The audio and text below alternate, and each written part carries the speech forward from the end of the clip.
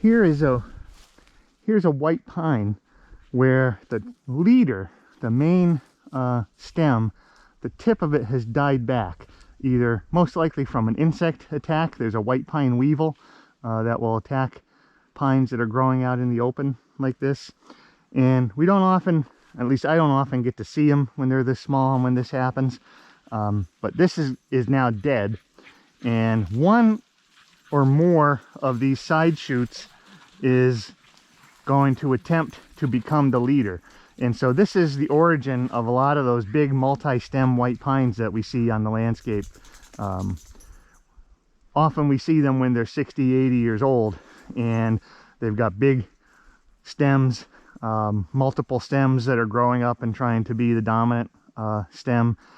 So lots of forks, and foresters call them wolf trees, just these big multi-stemmed mature trees that have poor growth form. They may be good as a habitat element for certain species, but in terms of timber value, they're pretty poor because of the twists and the multiple forks in the stem. But it all starts with something like this, where the leader gets killed.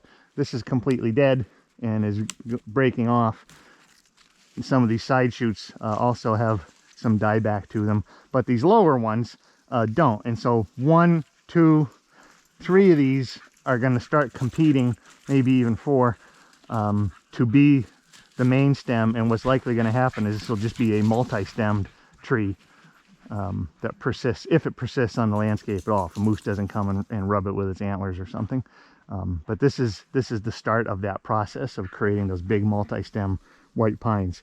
The leader, the main growing shoot, the dominant shoot, is killed, and then the side shoots now begin to try to take over as the leader. Hopefully that's evident from this video. Now we're near this beaver pond, so you can maybe make out a little bit of water through the trees. We're on the other side of the cut from the hemlock swamp, and we're in an area just above the beaver pond that stays pretty wet. There's still some evidence of moose damage here, moose breaking off these stems as they browse their way through here, moose walking these paths. And so as I get a little bit further in where Clementine is, there's an area that the moose really keep browsed off and have a lot of different wallows where they can just lay in these wet spots. Right now they've got water in them. Sometimes in the summer there's just a little bit of mud in here, but you can see the browsing the moose have done on these red maples, right? That's the diameter of a pencil. That's something that's too large for deer to eat and digest, but moose can eat these larger diameter twigs, you know, pencil sized or even a little bit larger. So these red maples have been hedged back by that continuous browsing of the moose. And what the moose will do in these areas, these high use areas, they'll browse the new growth in the spring, and then, you know, so in early spring these maples will send out a flush of growth, and the moose will come and browse that. And then by midsummer they've begun to try to send out another flush of growth. You know, the root system is pumping nutrients into them, and they'll send out more new growth on these twigs, and the moose will come by and browse that off again in late summer or fall. And then they may come back in the winter and clean up the browse that they didn't get earlier in the year. So these maples are just suffering from this repeated browsing, and they're not getting, you know, very much above moose head height. They're a little bit over my height in some spots, but they're mostly staying around the height that a moose can effectively browse. And you can see more breakage in the stems, so old droppings in here, more stem breakage on this yellow birch and this yellow birch, where they just pull the tip down and browse the new growth and break the stem.